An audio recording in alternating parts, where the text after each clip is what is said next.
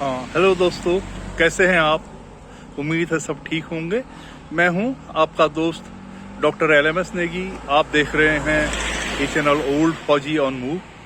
इस वीडियो को पूरा देखें, पसंद आए तो लाइक करिए, कुछ कमेंट्स करिए कि मैं इम्प्रूव कैसे कर सकता हूं। बहुत पसंद आए तो अपने दोस्तों को भी इसे शेयर करिए। आज का ये ट्रिप भीमताल पर है। आज यात्रा का है ये तीसरा दिन और कालाढूंगी से हल्द्वानी, रानीबाग, भीमताल, नौकुचिया ताल, सात ताल और फिर वापस। ये आज की दिनचर्या रहेगी। हल्द्वानी 22 किलोमीटर है कालाढूंगी से और 28 किलोमीटर वहाँ से भीमताल है, तो ये दूरी 50 किलोमीटर। और काठगोदाम के बाद हल्द्वानी आके काठगोदाम के बाद रानीबाग और वहाँ से नैनीताल वाला जो सड़क है रूट, उसको छोड़ के हम दाईं ओर कट लेंगे, गौला पार करेंगे और भीमताल पहुँचेंगे रानीबाग से। HMT की फैक्ट्री भी आती है बीच में। और रानीबाग के पास में एक गौला के किनारे जगह है चित्रशिला। मैंने आपसे बताया भी था कि सम्राट अशोक 273 BC 232 BC तक जिनका शासन रहा है, उनके अपने जो उन्होंने कालसी में और वहाँ पर अशोक के स्तंभ हैं, या उनका ये है कि उनका राज्य यहाँ तक था, उसके चिन्ह हैं वहाँ पर। और दूसरी बात यह है चित्रशिला की, ये माना जाता है कि रानीबाग कतीरों की रानी जियाबाई के नाम पे वहाँ कोई बाग रहा होगा, जैसे कि रानीबाग कहें। और ये भी माना जाता है कि मुगल सेनापति ने जब रानी जियाबाई की सुंदरता को देखा था, तो वो कतियोर और उनके बीच में लड़ाई का मुख्य कारण था, जो लगभग आखिरी लड़ाई रही है। उस शायद पहली लड़ाई में लोग मुगल जीत नहीं पाए थे, पर वीरदेव या ब्रह्मदेव जो हैं दूसरी लड़ाई में वहाँ पर वीरगति को प्राप्त हुए थे। और संभवतः उनके साथ ही या तो रानी सती हो गई थी, या वो भी वीरगति को लड़ते हुए वीरगति को प्राप्त हो गई थी। तो ये तो चित्रशिला की थोड़ी कहानी है।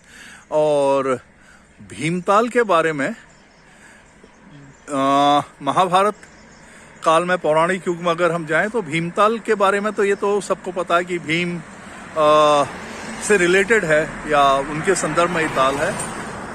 जब अपने वनवास काल में ये पांडव जा रहे थे और इस जगह पर द्रौपदी को प्यास लगी थी, तो उन्होंने कहा था कि मुझे प्यास लगी है, और भीम ने अपनी गदा मारकर वहाँ पर इस ताल को क्रिएट किया, ऐसी मान्यता है। पर साइंटिफिकली अगर देखा जाए तो जब भी अगर हम देखें हिमालय के इतिहास को, इंडियन प्लेट जब एशियन प्लेट से जुड़ी और हिमालय ऊपर को उठना शुरू हुआ, तो यहाँ पर जो तथ्य सी था उसमें बहुत सारे पॉकेट्स रह गए। हिमालय उठता गया, जो डिफरेंट लेक्स रहे जिनका पानी खारा से मीठा हो गया, उन सारी लेक्स का जहां निकास था बारिश के पानी से, धीरे धीरे वो जो है मीठा पानी हो गया। चले इस बात को बाद में कहते हैं। भीमताल की कहानी पौराणिक मैंने ये कही। ये नैनीताल जिले का सबसे बड़ा ताल है। अंग्रेजी के सी के आकार का है। 6 किलोमीटर की परिक्रमा है। और आगे की कहानी इस तरह से है कि अगर हम मध्यकाल में आए तो भीमताल में इस इलाके पर कतीरों का शासन था। उसके बाद में कतीरों के शासन के पश्चात जब कतीर कमज़ोर होने लगे, खस्सासों का शासन रहा। और जब चंद शासक आए तो राजा जो हैं बाज बहादुर चंद, उन्होंने लगभग 1640 या 80 के आसपास, इस बीच में कभी यहाँ पे उनका शासन हुआ। और जब गोरखा से चंद हार गए तो ये इलाका गोरखा से के पास चला गया। और सिगौली की संधि के बाद जब गोरखा हार गए अंग्रेज़ों से, तो ये इलाका आ गया अंग्रेज़ों के पास। अंग्रेज़ लगभग 1822 तक यहाँ सेटल हो चुके थे। 1888 में उन्होंने यहाँ पर एक डैम का निर्माण किया। आइए चलते हैं आगे की यात्रा में।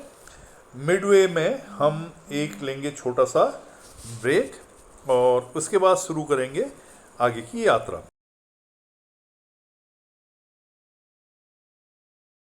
वानी से रानीबाग होते हुए भीमताल की ओर, ये मिड पॉइंट पे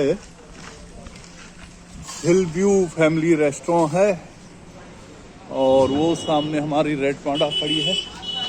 हम चले ये अंदर और आपको एक बहुत ही खूबसूरत नज़ारा दिखाता हूँ मैं।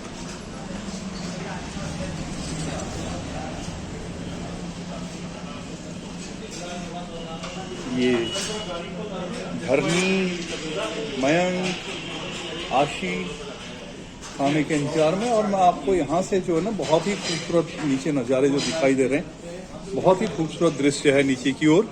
ये देखिए, ये सामने ऊपर पहाड़ और नीचे दूर आपको गौला नदी और गौला नदी के पार खेत। ये देखिए,